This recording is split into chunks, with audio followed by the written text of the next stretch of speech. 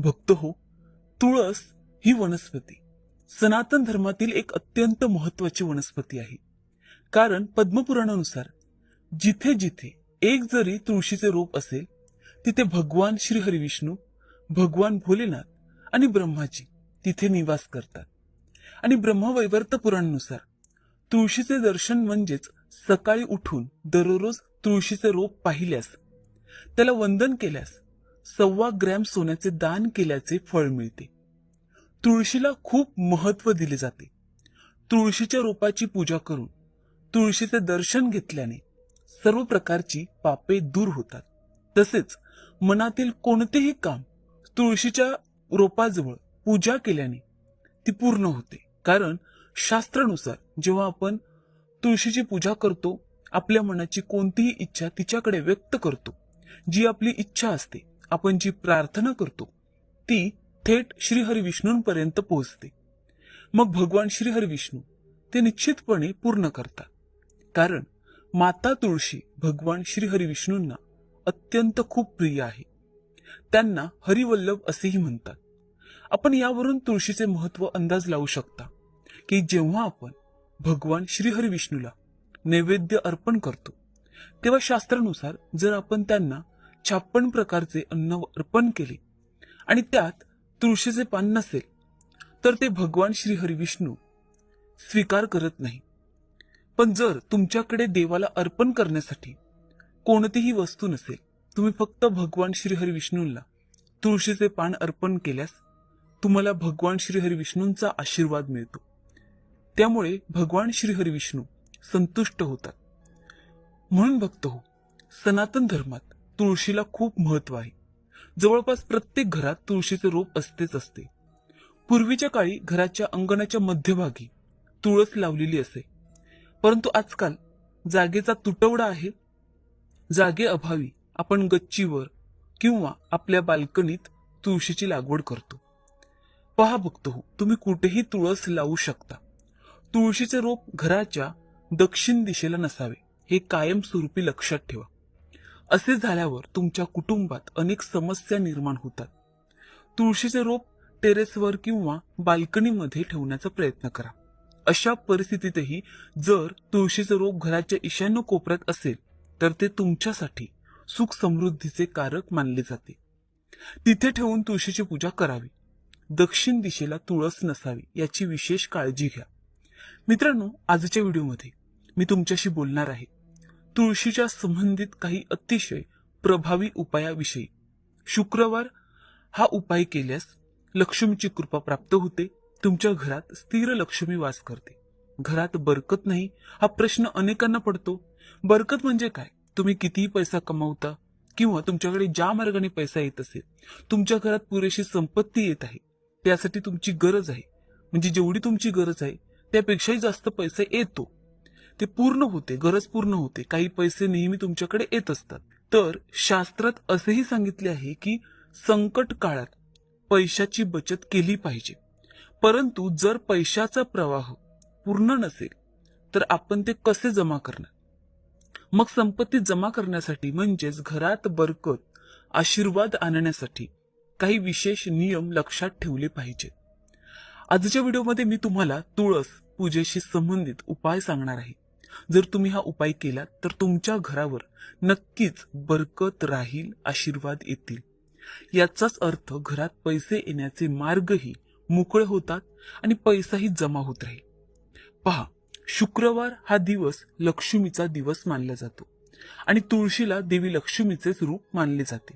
त्यामुळे विशेषतः शुक्रवारी तुळशीची पूजा करताना काही गोष्टी लक्षात ठेवल्या, जर आपण काही खास नियमांचे पालन केले तर देवी लक्ष्मी आपल्या घरी कायमस्वरूपी येते. सुख समृद्धी तिथेच राहते. माणसाला अखंड सौभाग्य प्राप्त होते, मनोकामना पूर्ण होते. कारण शास्त्रात तुळशीला सर्व कामे पूर्ण करणारे दैवी वृक्ष मानले गेले आहे. शास्त्रात तुळशीची पूजा करण्यासाठी 2 दिवस अत्यंत महत्वाचे सांगितलेले आहे. त्या दिवशी तुळशीजवळ कोणतेही विशेष मनोकामना केली तर ती नक्कीच पूर्ण होते. गुरुवार आणि शुक्रवार हे 2 दिवस भगवान श्री हरिविष्णू आणि माता लक्ष्मीचे दिवस मानले जातात. त्यामुळे या दिवशी माता तुळशीजवळ विशेष मनोकामना करून पूजा केली तर ती इच्छा नक्कीच पूर्ण होईल. तसे आपण रोज तुळशीची पूजा करत असतो, परंतु हे 2 दिवस जर तुम्ही कोणत्याही मनोकामनासाठी केले तर ते खूप चांगले आहे. तर तुम्हाला शुक्रवारी सकाळी लवकर उठावे लागेल. आंघोळ करा, स्वच्छ वस्त्र परिधान करा आणि त्यानंतर तुळशीला, सूर्यदेवाला जल अर्पण करा. तर सर्वप्रथम आपण तुळशीच्या रोपाजवळ जाऊन तुळशीच्या रोपाला नमस्कार केला पाहिजे. आपल्या मनात भगवान श्री हरिविष्णू, माता लक्ष्मीचे ध्यान करताना तुळशीच्या रोपाला नमस्कार करा.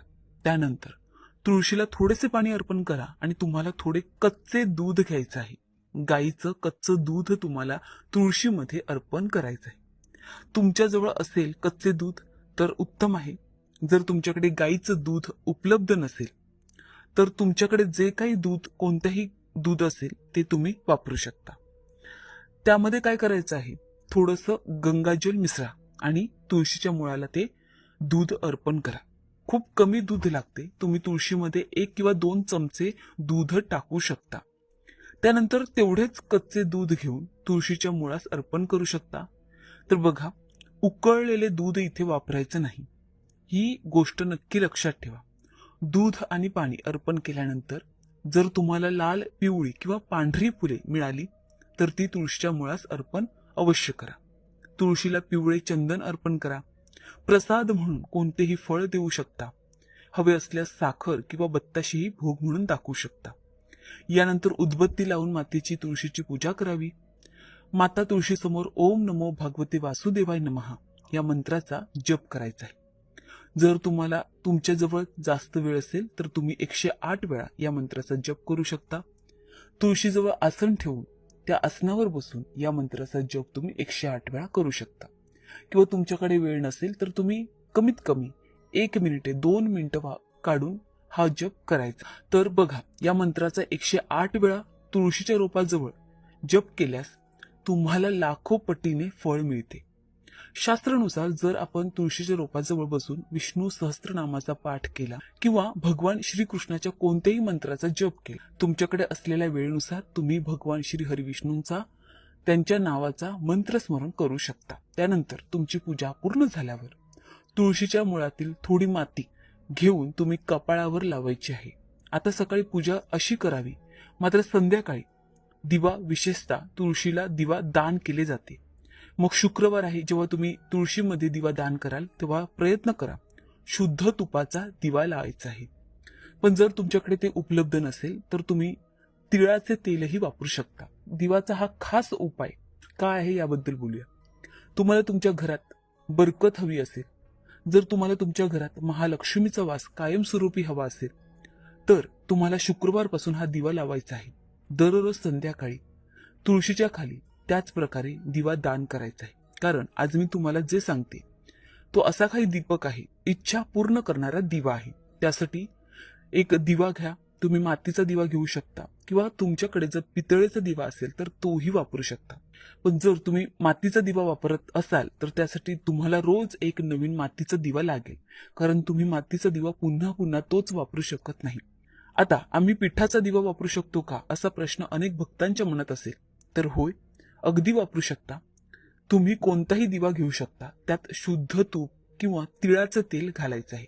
त्यात फक्त काय करायचं आहे, कापसाची वात वापरायची नाही तर कलावाची वात वापरायची आहे. बघा, नुसती कलावाची वात घालून लक्ष्मीचे आशीर्वाद मिळत असतील तर कलावाची वात नक्कीच वापरा. कलावा म्हणजे काय, हा प्रश्न अनेकांना पडतो. पूजेत आपण जो लाल पिवळा धागा वापरतो, आपल्या हातावर बांधतो, तर त्याला कलावा असे म्हणतात किंवा मौली धागा असे म्हणतात. फक्त कलावाची वात घ्यायची आहे आणि दिवा लावायचा आहे. दिवा लावल्यानंतर त्या दिव्यात 2 वेलची टाकायची आहे. 2 हिरव्या वेलची घ्या. थोडे अत्तर त्यात टाकायचं आहे आणि 2 लवंग. लवंगावरील फूल अखंड असले पाहिजे, तुटलेले नसावे. ही गोष्ट लक्षात ठेवा. या 3 गोष्टी रोज दिव्यात ठेवून दिवा तुम्हाला लावायचा आहे. तर बघा भक्त हो, यातून काय होते, लक्ष्मीला वेलची खूपच प्रिय आहे. दिव्यात वेलची वापरल्याने धन मिळते. यासोबतच जेव्हा आपण दिव्यात अत्तर वापरतो, समाजात आदर वाढतो, मानसन्मान वाढतो, कीर्ती प्राप्त होते. देवी लक्ष्मीला सुगंध खूप आवडतो, म्हणून गुलाबाचा सुगंधित अत्तर घेण्याचा प्रयत्न करा. तर तुम्ही हे वस्तू वापरावे.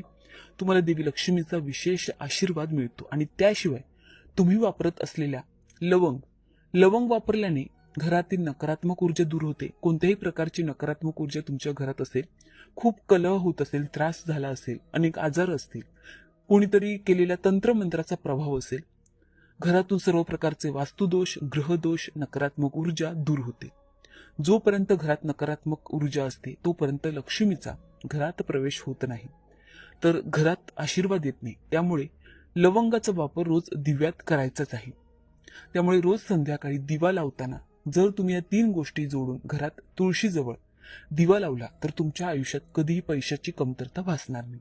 हा प्रयोग तुम्ही रोज करू शकता. मात्र दिवा लावताना दिव्याच्या खाली आसन ठेवायचं आहे. आसन काय वापरायचं आहे तर अखंड तांदूळ किंवा फुलांची पाकळे तुम्ही दिव्याच्या खाली ठेवून दिव्याला आसन देऊन तो दिवा तिथे लावायचा आहे. त्यामुळे जर तुम्ही कर्जात बुडालेले असाल, पैशांची कमतरता असेल, व्यवसायात मोठे नुकसान होत असेल, आर्थिक संकट आहे, पैसा येत नाही किंवा पैसा येतो पण घरात राहत नाही, जर तुम्ही निरुपयोगी गोष्टींवर पैसे खर्च करत असाल तर हा उपाय नक्की करून पहा. तुळशीला फक्त शुक्रवार आणि गुरुवारी दूध अर्पण करायचं आहे. दूध रोज अर्पण केले जात नाही. तुळशीला पण दिवा हा रोज लावू शकता आणि तुळशी मातेला प्रार्थना करू शकता की तुमच्या आयुष्यातील आर्थिक चणचण दूर व्हावी. म्हणजेच तुमच्या मनात जी काही अडचण असेल ती तिच्या समोर सांगितली तर ती खूपच लवकर पूर्ण होईल आणि इच्छा नक्कीच पूर्ण होईल. तर भक्त हो, मला आशा आहे की आजच्या व्हिडिओचा तुम्हाला नक्कीच फायदा झाला असेल. जर तुम्हाला आजचा व्हिडिओ आवडला असेल तर तुमच्यासाठी खूपच उपयुक्त असणारी ही माहिती आवडली असेल तर या व्हिडिओला लाईक करा. पुन्हा भेटूया पुढील व्हिडिओमध्ये. तोपर्यंत श्री स्वामी समर्थ. हर हर महादेव. जय माता दी. धन्यवाद.